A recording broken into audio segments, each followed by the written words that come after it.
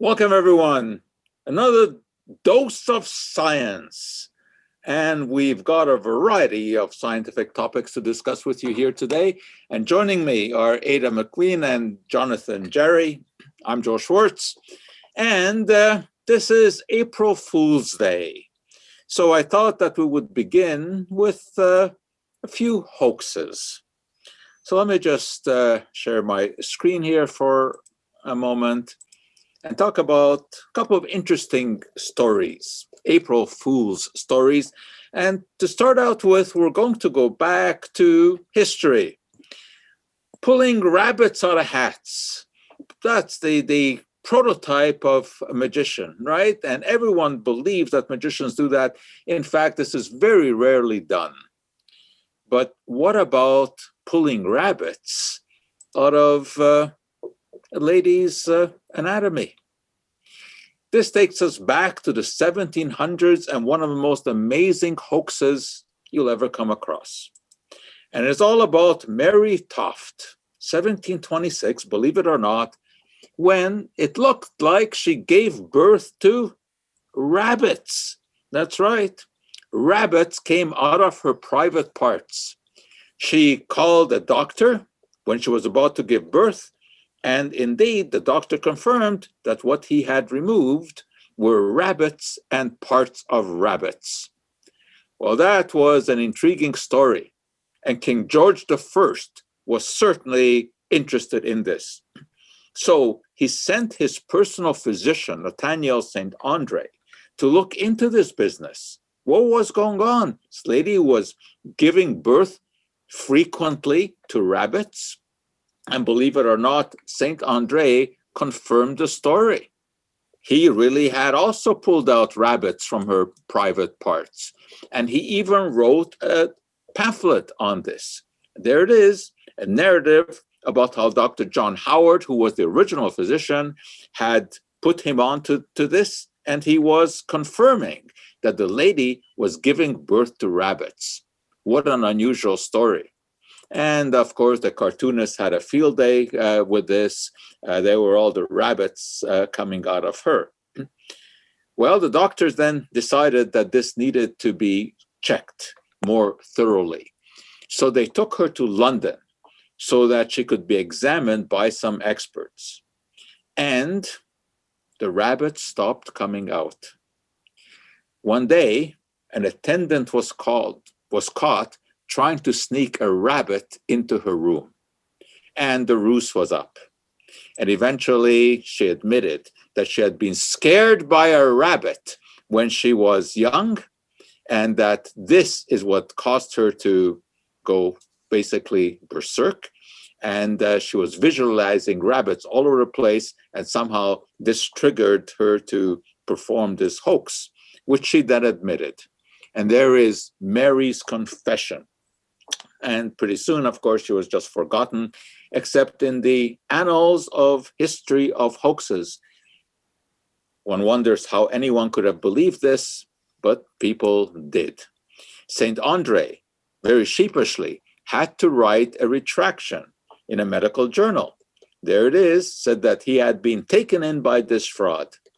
It's hard to imagine how a physician could be taken in by such fraud, but we have seen physicians, even in modern times, taken in by things like homeopathy, which is just as silly as rabbits coming out of a lady's private parts. The Elephant Man, who you may have heard of, suffered from a terrible disease and, of course, was made into a play and into a movie. And his explanation also was that his affliction was due to his mother having been scared by an elephant while she was pregnant with him, which, of course, makes no sense whatsoever. Now, still in the 1700s, I want to tell you about a truly amazing hoax. And it's the story of the chess automaton called the Turk. And this takes us back to Jacques de Vaucanson, again in the 1700s, who was an engineer, and he was famous for building various kinds of mechanical devices called automata. One of the most famous ones was a duck. And you can imagine why I would like this story, because I like ducks. And this was a mechanical duck that would eat and it would defecate. And it was truly amazing. Here's a replica of it. The original was lost, but it was remade according to plans. And the duck will actually chew and it will defecate.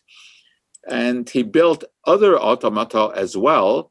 As you can see, the duck here is flanked by two others that he built, the flautist and the piper.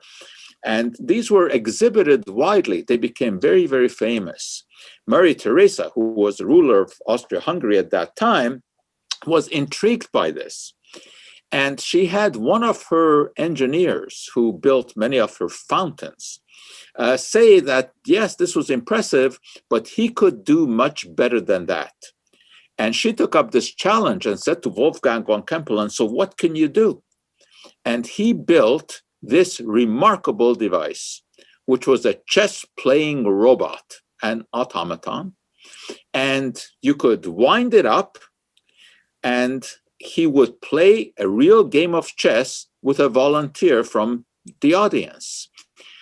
Napoleon was one of the people who he played with and beat him. He also had a game with Benjamin Franklin. Now, of course, the secret here was it was essentially a hoax. There was a man of very, very small stature who was very cleverly hidden inside, and with a system of levers and cranks was able to move the pieces. But this was so ingeniously engineered that the doors could be opened, although not all at the same time, because the little guy would have to slide back and forth inside, but it certainly had the illusion that it was totally empty. I had the chance to see this replica. Johnny Vaughan, who's well-known in the magic community for recreating magic effects, from the original plans, recreated it. And it's something that is truly amazing to see. You can play with this guy and he will make moves. But of course, it was a hoax because it was all done by a little man inside. And you could look at it and it looks like there's absolutely no place where someone could be hidden. Very cleverly engineered. And it looks like, you can even see right through it. If you ever get a chance to see this anywhere, certainly worthwhile seeing. Jean-Roger Robert Houdin in the 1800s was a great maker of automata. He, of course, lent his name. Well, didn't lend his name. Eric Weiss stole his name and became Harry Houdini. But Robert Houdin was well known for making automata.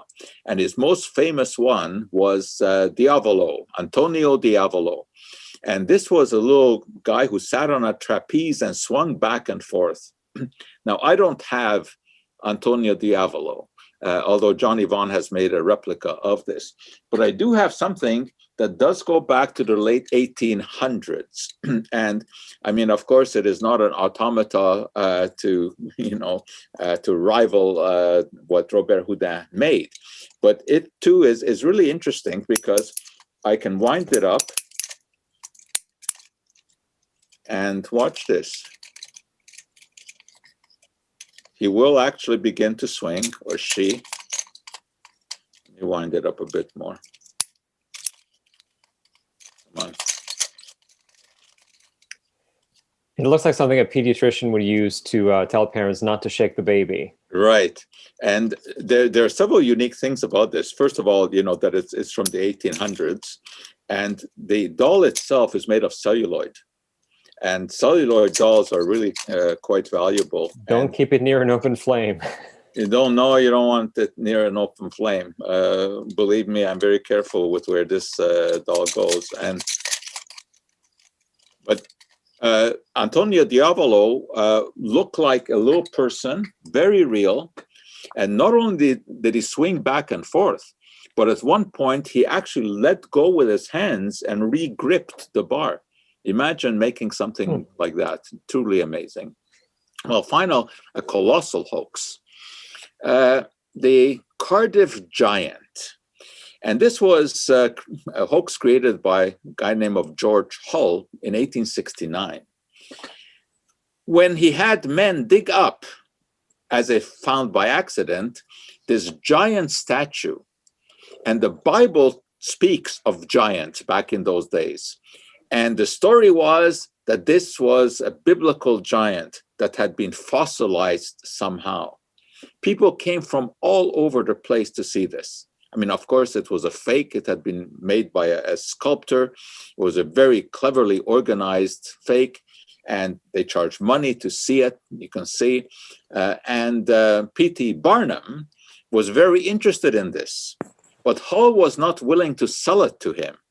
So Barnum made a fake of the fake that he then exhibited.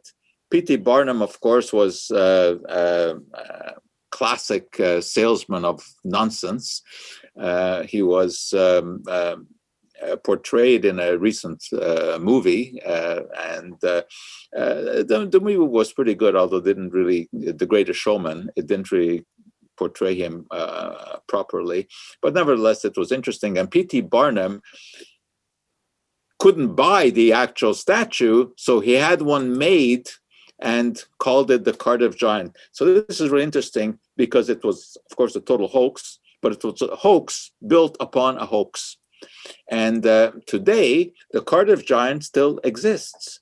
And if you ever get a chance to go to, it's near Cooperstown, New York, where the Baseball Hall of Fame is, and there at the Farmers Museum, you can see this.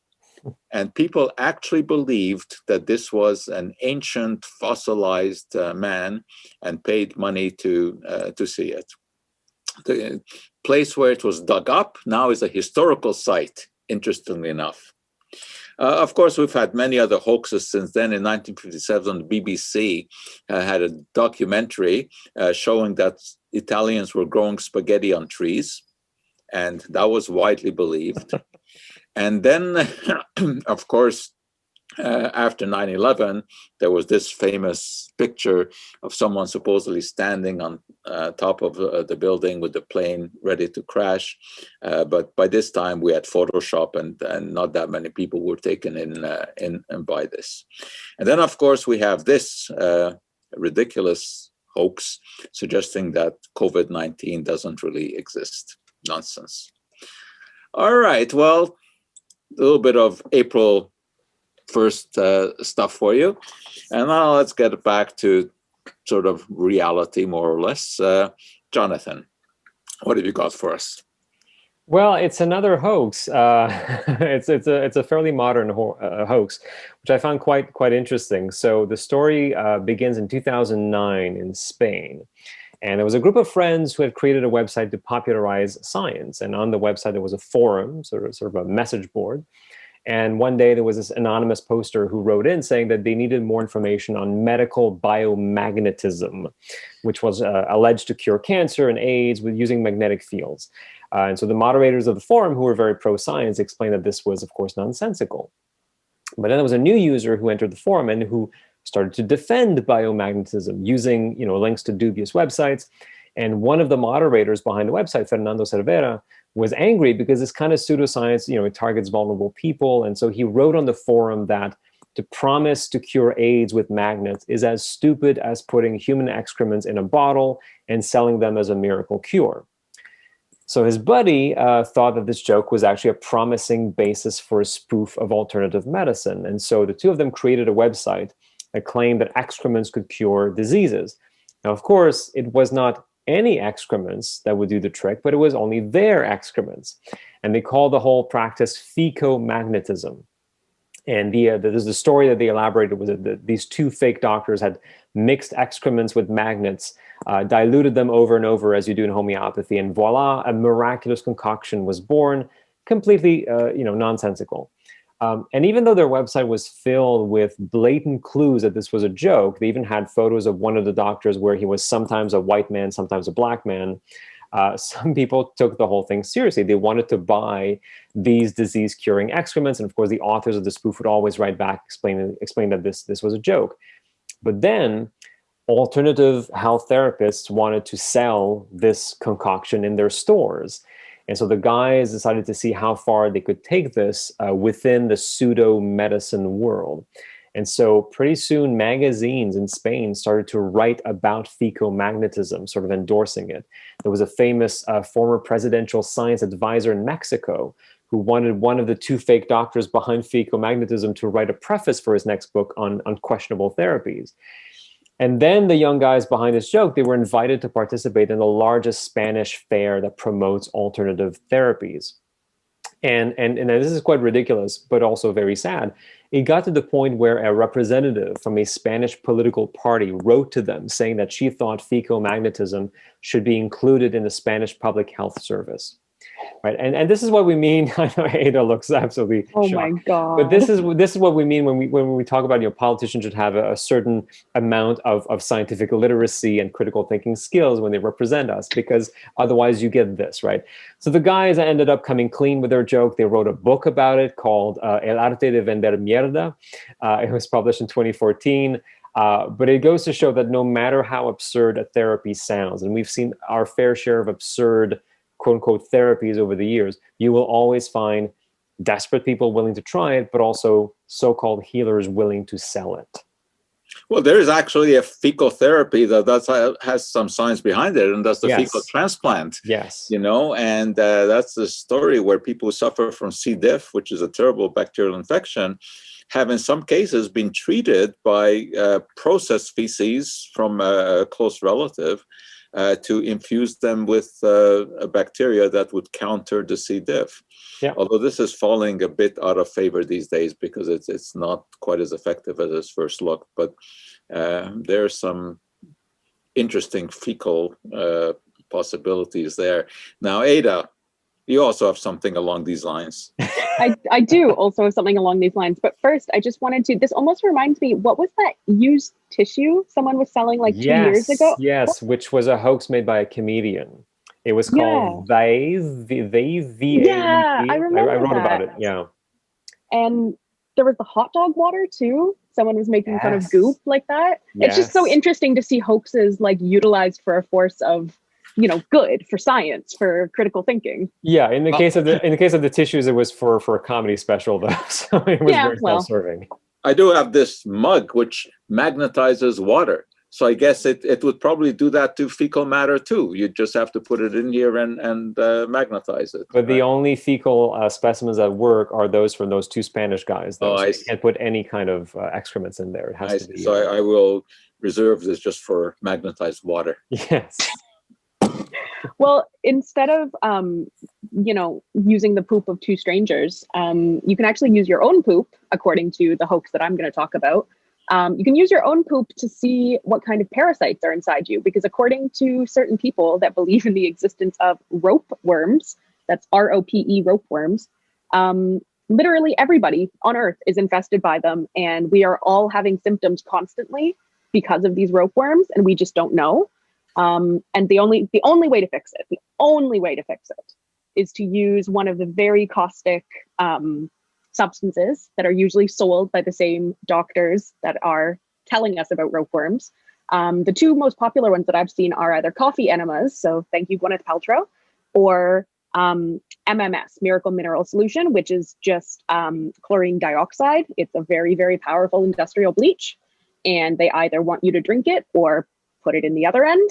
And either way, basically what happens is your intestinal lining gets broken down because you're putting an industrial bleach or very acidic coffee in there. And then those bits of intestinal lining, they kind of like mix all together, get all tangled up, and then they come out in your poop. And then these people dig them out of their poop and say, look, they're worms. It's proof. You were totally full of parasites. There are so many Facebook groups. I remember joining a few years ago just to see, are people really posting these? And yeah, there are people posting photos on the daily of what their poop looks like, and look at all these parasites that came out of my poop. And really they're digesting their own body, basically breaking down their own tissue in order to prove that they have parasites. And there's actually a medical term for this. If you are convinced that you are infected by parasites, even though every known medical test has said you are not. It's called delusional parasitosis. And it actually has really, really negative outcomes, not because you die of having fake parasites, because in these people, there's nothing medically, physiologically wrong with them. It's just a belief that they have parasites, but they have very, very, very high rates of suicide because they are completely convinced that they are dying and that they are infected and that nobody will help them and nobody will even take them seriously. But this is very interesting, because I wonder if this delusion that you're talking about, if that started before the quack, sort of pseudoscience about worms, and here try some MMS, if this is like a genuine psychiatric condition where people think that they have these worms, but like the idea comes from themselves and not from others. Whereas now what you're talking about is this idea that you're going online and somebody convinces you that you have these worms. So I wonder how much overlap there is between those two things. Yeah, there's a very similar condition called formication, right, with an M, not with an N. Yes. which is the impression that you have insects crawling under your skin, Mm-hmm. and that happens with cocaine. And that's very, very reproducible. People who are high on cocaine will complain of this. And not only that, they also start scratching themselves to try to get the insects out and do severe injury to themselves. Yeah, I think probably this is a psychiatric condition, even if it wasn't named as such, that predates MMS and predates these kind of pseudoscientific health products to get rid of these parasites. But the treatments are basically antipsychotic medications. You treat it like any other psychosis, any other belief that somebody has that is empirically false. But I feel especially bad because so many of the documented cases of MMS being used on humans are in children, and it's parents, especially because it's been touted as a cure for autism, because it's horrible. And the parents, even if their child, because you're putting industrial bleach in your colon, it can lead to very severe problems, internal bleeding, severe dehydration from vomiting and diarrhea. And then the parents that have done this, because it's illegal, don't want to take their child to the emergency room because doctors are mandatory reporters. So it ends up being a really vicious feedback loop where when you find other people to confirm your pre-existing beliefs, like the idea that you're infested with parasites, it can very quickly lead to your own death or the death of the ones you love. Now, unfortunately, Miracle Mineral Solution is also being touted as a cure for COVID. Of course. And that actually is where Trump originally got the idea, because someone had sent him some documentation about COVID-19 and treating it with MMS, and he bought into it. Now, he never mentioned MMS, publicly, but that's what triggered the whole thing. Mm-hmm. And of course, the poor doctors had to sit there while he was at the podium talking about bleaching your insides. And the thing about these quack remedies is that they almost always follow this paradigm of there's one boogeyman that causes every disease, and there's one cure-all, right? So it's always worms, and the cure is this bleaching solution. And so it's this very simple narrative. It brings everything down. It's so easy to understand. It's completely false, but it reduces the complexity of the world and of diseases to this very, very simple story. And particularly, it speaks to symptoms that might not even be associated as symptoms. Like, which of us isn't facing general fatigue or the odd headache or kind of things that we just pass off as symptoms of being alive? And suddenly someone's like, no, you could be full of energy and happy all the time and never anxious and never hungry and totally lose weight if only you treated the worms that are clearly filling up every part of your body. Okay, let's get a little serious here for a moment, because, of course, COVID is still with us. And the vaccine controversy, or various controversies about vaccines, of course, are still with us. People are trying to shop for vaccine, that, I don't want that Johnson & Johnson because it's only 70% effective. I want the 94.1% effective Moderna or the Pfizer. First of all, I mean, those numbers are really, they're not comparable because the studies were not done at the same time. The Johnson & Johnson study, for example, was done when variants already were in circulation. So of course it's going to be lower. But anyway, making a decision based upon those few percentage differences is absolutely ridiculous these days, because what we need to emphasize is get the vaccine, whatever the vaccine you can get, but not shopping for a vaccine like you were shopping for a washing machine, looking at consumer reports to see which one is better. This is like shopping for a washing machine as opposed to having no washing machine.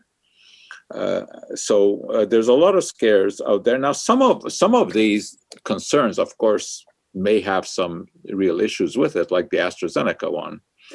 So yesterday, or a few days ago, Quebec said that people under the age of 55 should not be getting the AstraZeneca. It's hard to know exactly where they got this data, but Jonathan, you can give us a little background to the story there. Yeah, I mean, I also don't have all the details, but this is, I mean, first of all, it comes on the tail of a lot of public relations mistakes or incompetence on the part of AstraZeneca since the beginning of them announcing results from clinical trials, right? So there's a long history during COVID of AstraZeneca releasing data in bizarre ways, combining data. There was a mix-up with doses initially. So all of this to say that this is coming on the tail of a lot of hesitancy and these kinds of feelings toward the company itself. Now, in this particular case, what happened is that, of course, the vaccine was tested in tens of thousands of people in the context of a clinical trial. It was approved. But of course, these clinical trials, because even though they do recruit so many people, they don't recruit millions of people. And so these ultra rare events that could be caused by the vaccine and that could maybe have to do with somebody having this very rare variant in their DNA that sort of interacts with the vaccine in some bizarre way, these are not going to be caught by these clinical trials. And so you end up doing these mass vaccinations, all of a sudden you end up with these clotting issues. I forget the exact name for it, but there were some things that were seen in Europe in a handful number of people, fairly young people who had no prior apparently risk factors or no reason to develop these clotting issues. And so out of an abundance of precaution, we saw this kind of like domino effect of countries deciding, well, we're going to halt vaccination using the AstraZeneca vaccine until we figure out if the vaccine is responsible for this or not.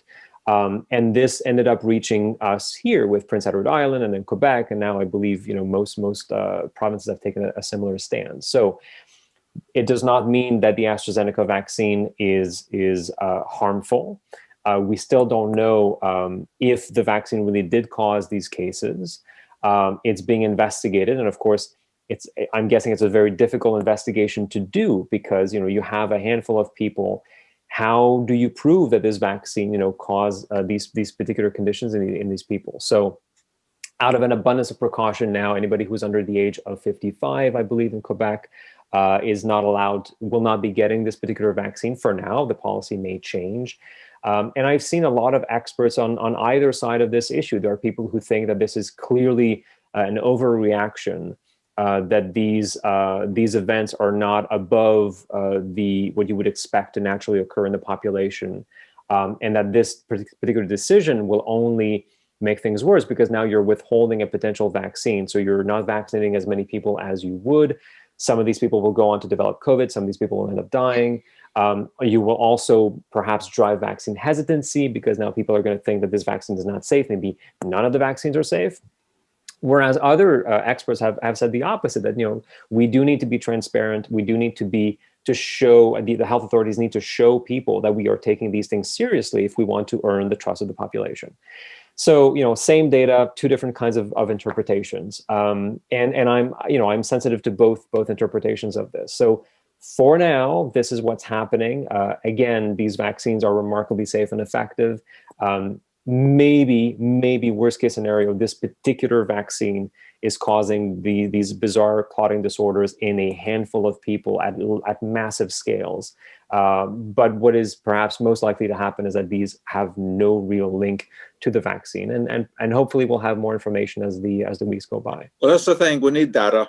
Science does not progress, without having sufficient data.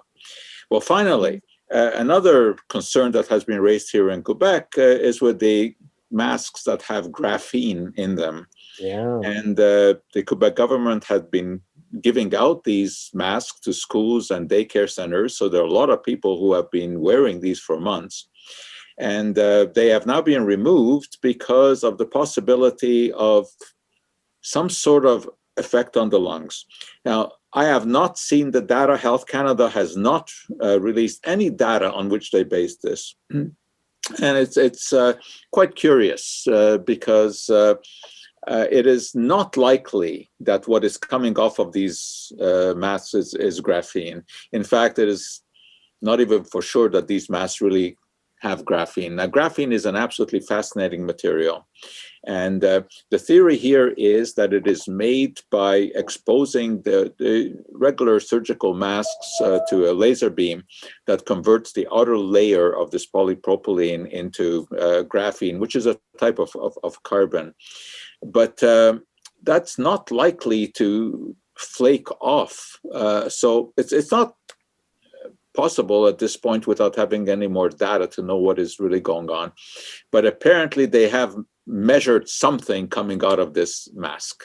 We don't know what size those particles are. We don't know what shape they are. We don't know what the chemical composition of those is.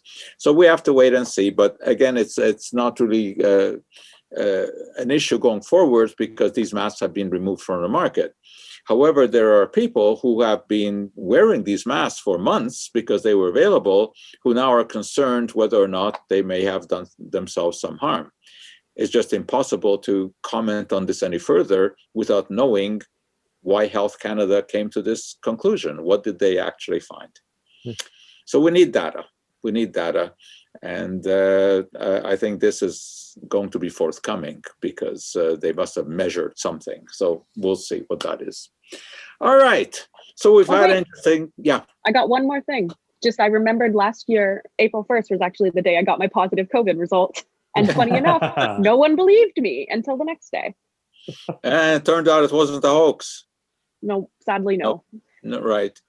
And another comment about this is because people are asking if they have ever been exposed to COVID before, if they have, gotten over it, do they still need a vaccine? And the current opinion is, of course, you do.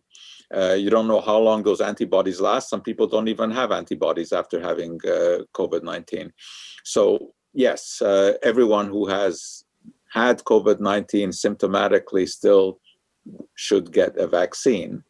Although it's probably not quite as critical to be first in line because hopefully you are protected somewhat. But the evidence suggests, both by CDC and from Health Canada, is that people who have had COVID-19 should get the vaccine. All right, so that's it. We've run out of time here. We've hoaxed you and alerted you to all the kind of hoaxes that are out there and maybe cleared up even some of the confusion about COVID-19. And we'll be back with you again in 2 weeks' time for another dose of science.